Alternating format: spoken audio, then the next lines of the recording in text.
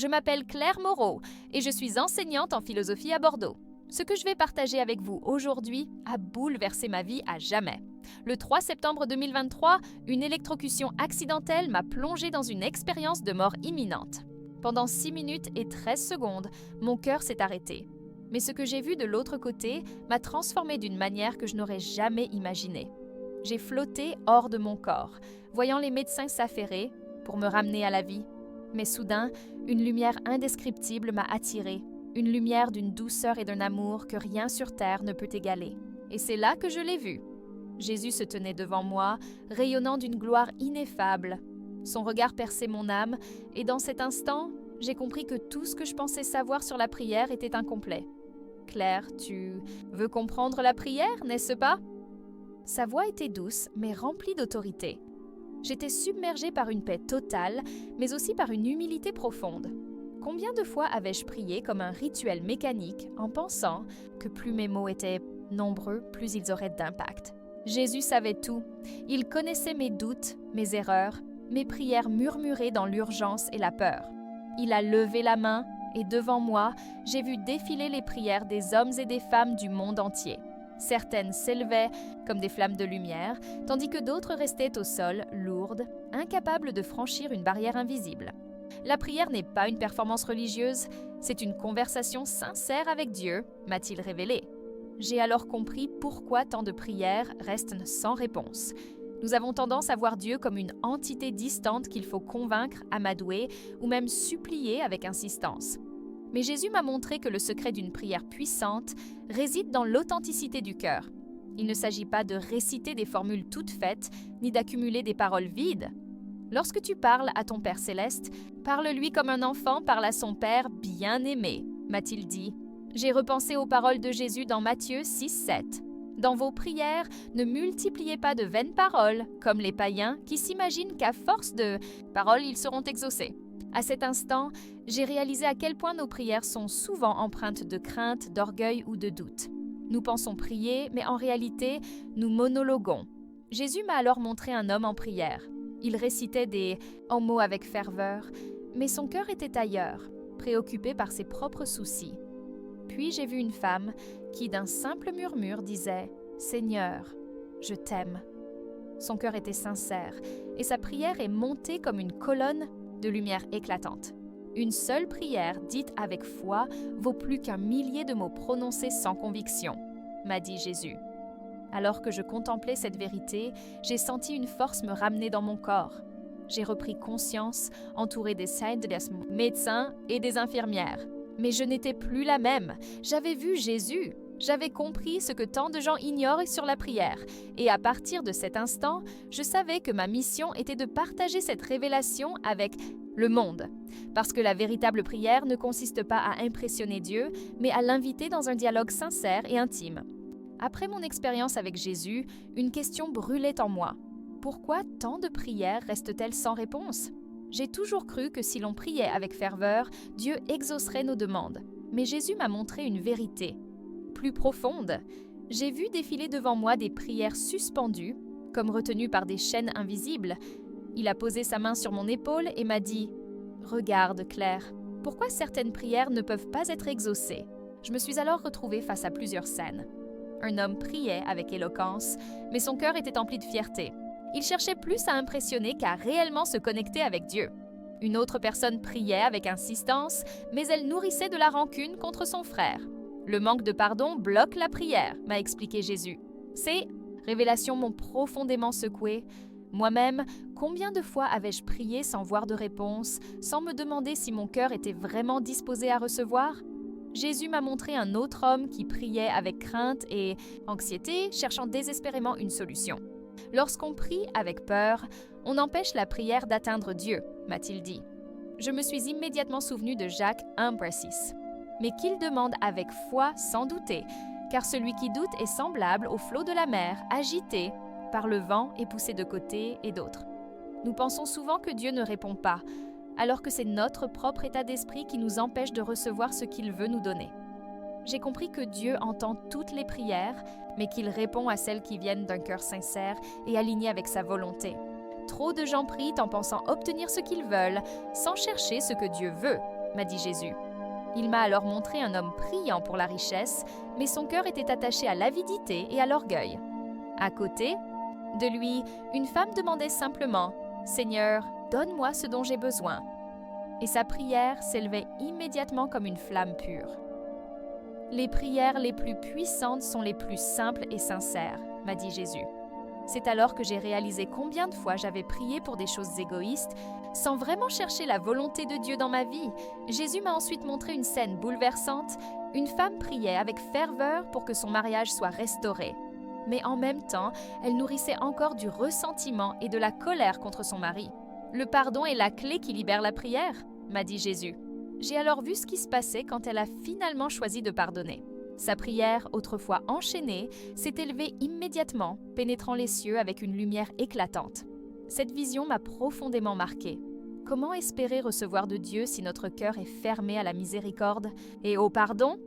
Après tout, Jésus lui-même nous enseigne dans Matthieu 6, 14 « Si vous pardonnez aux hommes leurs offenses, votre Père céleste vous pardonnera aussi. » Lorsque je suis revenue à moi, j'ai compris que nos prières sont exaucées selon l'état de notre cœur.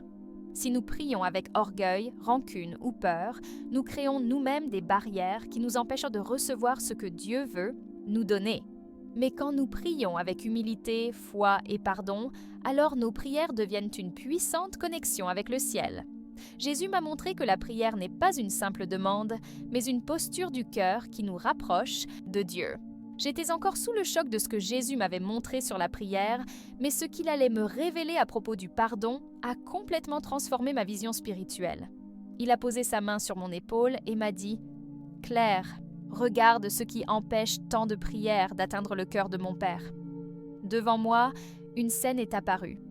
Une femme était en prière, demandant la paix, la guérison et la restauration dans sa vie. Mais autour d'elle, une ombre pesante l'enveloppait et ses paroles semblaient rebondir contre un mur invisible.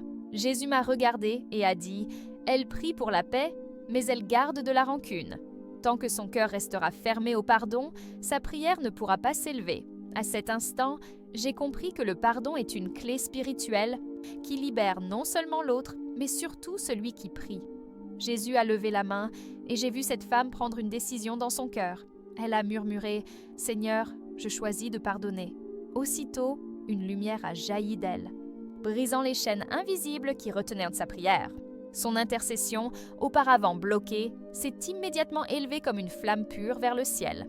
Le pardon est une puissance qui ouvre les portes du royaume, m'a dit Jésus. Je me suis souvenu de ces paroles dans Matthieu 6, 15. « Mais si vous ne pardonnez pas aux hommes, votre Père ne vous pardonnera pas non plus vos offenses. » J'ai alors compris pourquoi tant de personnes ressentent un vide lorsqu'elles prient.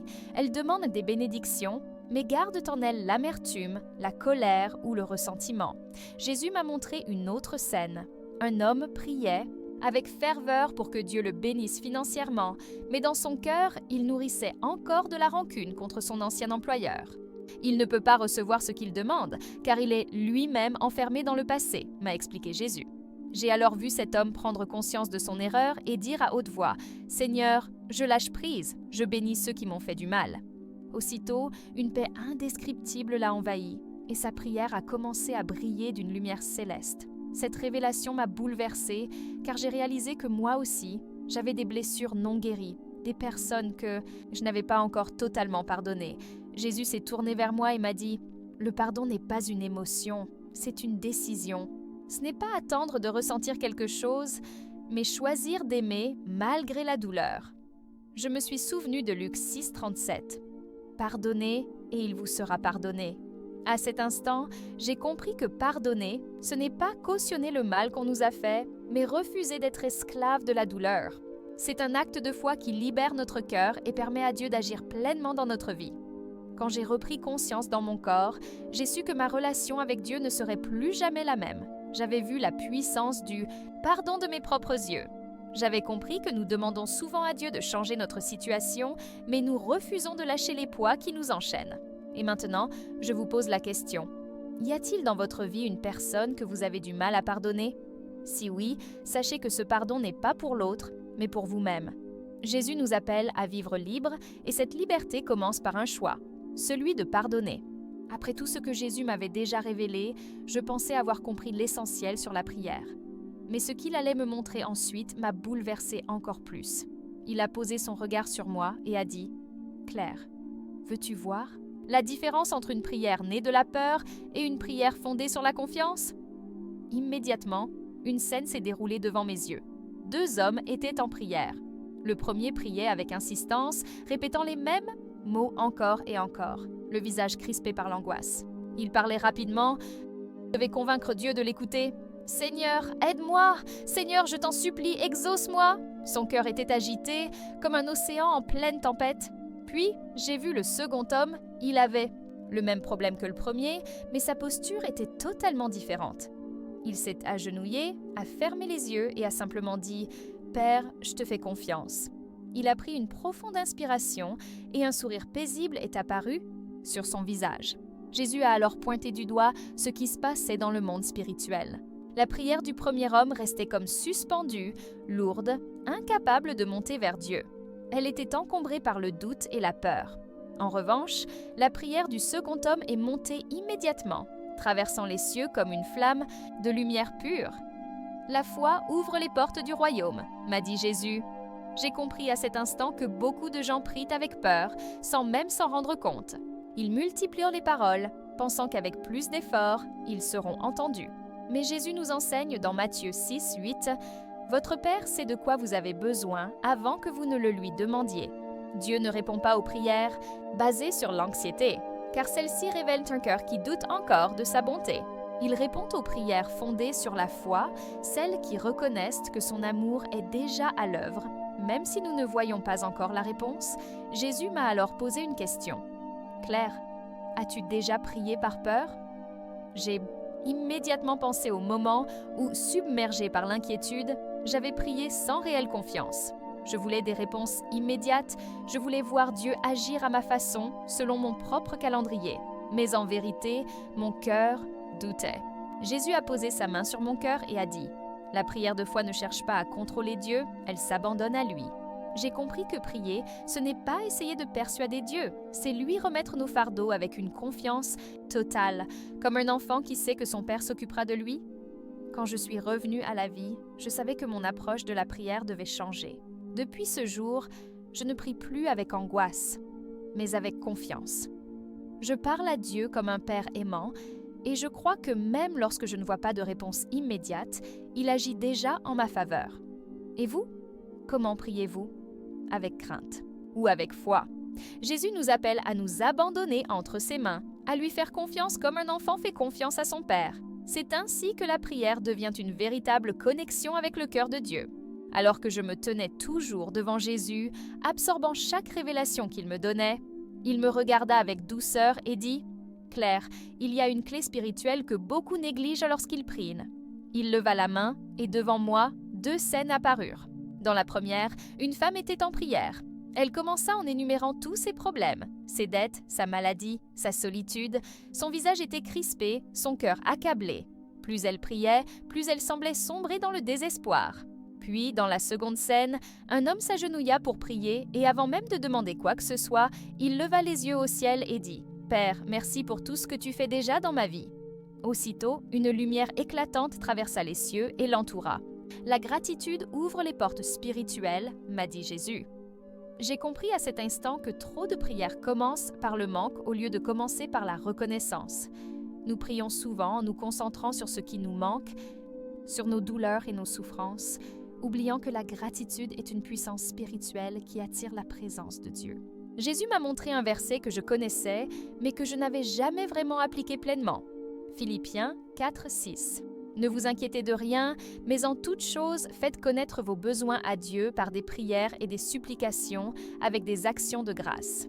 La prière qui commence par la reconnaissance transforme l'atmosphère spirituelle. Jésus m'a alors posé une question.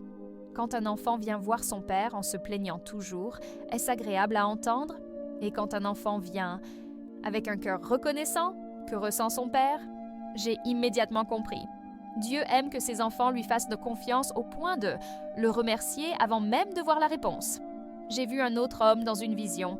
Il priait pour une guérison, mais il commença sa prière ainsi. « Seigneur, je te remercie parce… » que je sais que tu es fidèle, je te loue parce que tu es mon guérisseur. » Immédiatement, son esprit s'est élevé et sa prière était remplie de puissance. J'ai réalisé que la gratitude est une expression de foi. Lorsque nous remercions Dieu, nous lui témoignons que nous croyons déjà en sa bonté, même sans preuve immédiate. Jésus me regarda et dit « Ceux qui remercient, avant de recevoir, montrent qu'ils me font confiance. Leur foi est une lumière qui transperce les ténèbres. » Depuis ce jour, je ne prie plus de la même manière. Avant même d'exposer mes requêtes, je prends un moment pour remercier Dieu. Je le loue pour tout ce qu'il a déjà fait et pour ce qu'il fera encore. Quand je suis revenue à la vie, j'ai su que la prière de gratitude allait changer ma relation avec Dieu. J'ai vu comment la reconnaissance attire sa présence et libère ses bénédictions. Et vous, comment commencez-vous vos prières? Avec des plaintes ou avec des louanges? Jésus nous enseigne que la prière véritable ne commence pas par un besoin, mais par un remerciement. Si nous apprenons à l'adorer pour ce qu'il est, avant de lui demander quoi que ce soit, nous verrons sa gloire se manifester d'une manière que nous n'avons jamais imaginée. Alors que je me tenais toujours devant Jésus, absorbant chaque révélation qu'il me montrait, une question brûlait dans mon cœur. Pourquoi tant de personnes prient et n'obtiennent pas de réponse immédiate? Jésus me regarda avec amour et me dit « Claire, le retard n'est pas un refus. » À cet instant, il m'a montré un homme en prière. Il demandait un emploi, suppliant Dieu de lui donner une opportunité, mais les jours passaient sans réponse. Frustré, il commençait à douter, à penser que Dieu l'avait oublié. Jésus pointa alors vers une autre scène. Dans le monde spirituel, Dieu préparait une porte bien plus grande pour cet homme, mais il ne le voyait pas encore. Beaucoup abandonnent juste avant que ma bénédiction n'arrive, m'a expliqué Jésus. J'ai compris que nous vivons dans une génération qui veut tout de suite. Nous prions et nous attendons une réponse immédiate, comme si Dieu fonctionnait selon notre propre calendrier. Mais Jésus m'a montré à travers l'histoire de Joseph que Dieu agit dans un temps parfait. Joseph a reçu une promesse, mais il a dû attendre des années avant qu'elle ne s'accomplisse. Pendant ce temps, il a été trahi, vendu comme esclave, emprisonné. Pourtant, chaque épreuve était un pas de plus vers son destin. Jésus me dit alors « Si je donnais tout immédiatement, certains recevraient leur bénédiction sans être prêts à la porter. » J'ai vu dans une autre scène une femme priant avec impatience pour se marier. Elle suppliait Dieu de lui donner un époux, mais elle ne réalisait pas qu'elle n'était pas encore prête pour une relation bénie. Jésus me dit, si elle reçoit ce qu'elle demande maintenant, cela deviendra un fardeau au lieu d'une bénédiction. Dieu ne retarde jamais sa réponse sans raison. Il connaît le bon moment, le moment où notre cœur sera prêt à recevoir pleinement ce qu'il veut nous donner. C'est pour cela qu'Habacuc 2:3 dit « Car c'est une prophétie dont le temps est déjà fixé, elle marche vers son terme et elle ne mentira pas. Si elle tarde, attends-la, car elle s'accomplira certainement. » J'ai alors compris que la patience dans la prière est un acte de foi. Attendre la réponse de Dieu ne signifie pas qu'il ne nous écoute pas, mais qu'il orchestre quelque chose de bien plus grand que ce que nous pouvons imaginer. Jésus m'a regardé et a dit « Laisse Dieu être ton calendrier. Lorsque tu pries, crois que je t'ai entendu et attends avec confiance. » Depuis ce jour, ma vision de la prière a changé. Je ne vois plus un retard comme un refus, mais comme une préparation. Je sais que si Dieu ne répond pas immédiatement, c'est parce qu'il prépare quelque chose de meilleur. Et vous, comment réagissez-vous lorsque votre prière semble sans réponse? Croyez-vous encore que Dieu agit même lorsque vous ne voyez rien? Jésus nous enseigne que chaque prière sincère est entendue, mais qu'elle se manifeste au moment parfait. Si vous attendez une réponse de Dieu, ne perdez pas courage. Continuez à prier, continuez à croire, car au moment fixé, sa promesse s'accomplira. Parmi toutes les révélations que Jésus m'a données, celle-ci a été l'une des plus difficiles à accepter. Pourquoi Dieu dit parfois non à nos prières? J'ai toujours cru que si une prière était sincère et fervente, elle devait être exaucée. Mais Jésus m'a montré une vérité bien plus profonde. Il m'a dit « Claire, regarde ceci. » Une scène est apparue devant moi. Un homme était brisé, pleurant après une rupture amoureuse. Il suppliait Dieu de lui rendre cette relation, convaincu qu'elle était son plan parfait. Mais Jésus me montra une autre perspective. Si cet homme avait eu ce qu'il voulait, cette relation l'aurait détruit, l'éloignant de sa foi et le menant vers un chemin de souffrance. Jésus posa son regard sur moi et dit « Parfois, mon plus grand acte d'amour est de dire non. » Cette paroles résonnèrent profondément en moi. Nous voyons souvent un refus divin comme une punition, une indifférence ou un oubli. Mais en réalité, Dieu nous protège. Il voit ce que nous ne voyons pas, il connaît l'avenir et il sait quand quelque chose que nous désirons ardemment serait en réalité un piège. C'est ce que nous oublions si souvent lorsque nous prions. Dans Proverbe 16:25, il est écrit « Telle voie paraît droite à un homme, mais son issue, c'est la voie de la mort. » J'ai alors vu une autre scène. Une femme priait pour obtenir une promotion dans son travail, mais Dieu lui refusait. Frustrée, elle se sentait abandonnée. Pourtant, quelques mois plus tard, l'entreprise fit faillite. Si elle avait obtenu cette promotion, elle aurait tout perdu. « Chaque non que je donne cache un plan meilleur », m'a dit Jésus. J'ai alors compris combien de fois nous insistons auprès de Dieu sans réaliser que son non est parfois la plus grande bénédiction qu'il puisse nous donner. Dieu ne dit jamais non pour nous priver, mais pour nous rediriger vers quelque chose de plus grand, même si nous ne comprenons pas sur le moment. Jésus me montra alors une dernière scène. Un homme priait avec ferveur pour être guéri, mais sa guérison ne venait pas. Au lieu de cela, il développait une foi plus profonde, une relation plus intime avec Dieu et son témoignage transformait des vies autour de lui. Jésus me dit, il y a des bénédictions cachées dans les noms de Dieu. Ce que nous voyons comme un refus est parfois un moyen pour Dieu de nous faire grandir, d'aiguiser notre foi et de nous préparer pour quelque chose de bien plus grand. Il m'a alors rappelé 2 Corinthiens 12, 9, où Paul, après avoir supplié pour être délivré d'une épreuve, entendit Dieu lui répondre « Ma grâce te suffit, car ma puissance s'accomplit dans la faiblesse. » Quand je suis revenue à la vie, j'ai su que je ne verrai plus jamais un non divin de la même manière. Dieu n'est pas un tyran qui refuse d'écouter, mais un Père aimant qui sait ce qui est le meilleur pour nous. Depuis ce jour, chaque fois que je reçois un non dans ma prière, je me rappelle cette vérité. Si Dieu ferme une porte, c'est qu'il prépare un chemin meilleur. Et vous, avez-vous déjà reçu un non de Dieu? Si oui, peut-être que ce n'est pas un refus, mais une redirection vers une bénédiction bien plus grande. Parmi toutes les erreurs que Jésus m'a révélées sur la prière, celle-ci était peut-être la plus subtile, mais aussi la plus courante. Beaucoup de croyants prient comme s'ils devaient persuader Dieu de les bénir. J'ai vu une scène où un homme, en pleine prière, répétait sans cesse ses requêtes, insistant, pleurant, négociant avec Dieu comme s'il devait le convaincre d'être bon. « Seigneur, s'il te plaît, je t'en supplie, si tu m'exauces cette fois, je te servirai toute ma vie. » Son visage était tendu, son cœur troublé, comme s'il parlait à un roi distant et indifférent. Jésus me regarda et dit « Regarde !» Bien clair, cet homme me prit comme si j'étais dur de cœur, comme s'il devait me persuader de lui accorder ce que j'ai déjà prévu pour lui. À cet instant, j'ai compris une vérité bouleversante. Nous ne prions pas pour changer Dieu, mais pour nous aligner avec lui.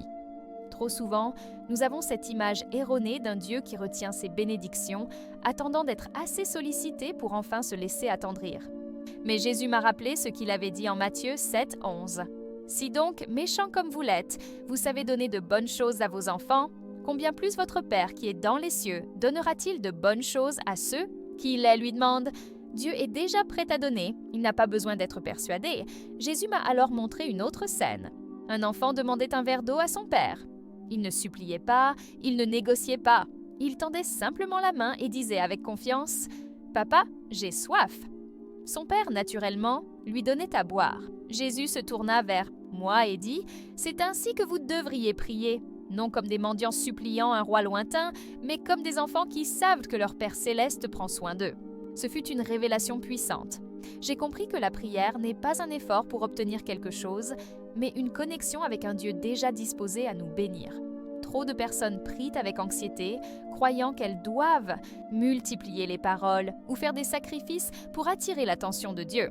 Mais Jésus m'a dit « Je suis déjà prêt à donner. Ce n'est pas leur prière qui me rend bon, je le suis depuis toujours. » C'est pourquoi Marc 11, 24 nous dit « Tout ce que vous demanderez en priant, croyez que vous l'avez reçu et cela vous sera accordé. » La foi n'essaie pas de convaincre Dieu, elle lui fait confiance sans crainte.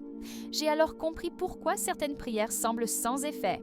Ce n'est pas parce que Dieu refuse d'écouter, mais parce que nous prions avec un cœur rempli de doutes et d'inquiétudes, au lieu de prier avec une foi confiante et reposée.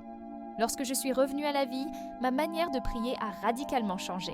Je ne supplie plus comme si Dieu était un juge à convaincre, mais je lui parle comme à un père aimant. Je sais qu'il entend chaque mot, chaque soupir, chaque cri du cœur. Et vous, comment priez-vous? Croyez-vous encore que vous devez persuader Dieu d'être bon, ou commencez-vous à comprendre qu'il vous aime déjà et veut le meilleur pour vous? Jésus nous invite à prier avec assurance, comme des enfants qui savent qu'ils sont aimés et que leur Père céleste pourvoit à tous leurs besoins. Après tout ce que Jésus m'a révélé, ma vision de la prière a été complètement transformée. J'ai compris que Dieu n'est ni sourd, ni distant, ni insensible. Chaque prière sincère, chaque mot murmuré dans la foi, chaque larme versée dans sa présence a de la valeur à ses yeux. Mais trop souvent, nous nous mettons nous-mêmes des barrières, priant avec peur, doute, rancune ou impatience, oubliant que la prière est avant tout une relation d'amour avec notre Père céleste. Jésus m'a montré que la prière n'est pas une transaction, mais une connexion. Elle n'a pas besoin d'être complexe, longue ou impressionnante. Elle doit seulement être authentique, remplie de foi et de confiance en sa bonté infinie. Aujourd'hui, je vous pose cette question. Comment priez-vous? Avez-vous déjà ressenti que vos prières restaient sans réponse? Peut-être que Dieu vous appelle à prier différemment, avec un cœur libéré du doute, de la peur et du besoin de contrôle. Partagez votre expérience dans les commentaires. J'aimerais vraiment savoir comment vous vivez votre relation avec Dieu. Et si cette vidéo vous a apporté quelque chose, abonnez-vous et activez les notifications pour ne rien manquer des prochaines révélations spirituelles qui pourraient changer votre vie. Regardez aussi la vidéo suivante qui apparaît à l'écran. Je suis certaine qu'elle complétera parfaitement ce que vous venez d'apprendre aujourd'hui.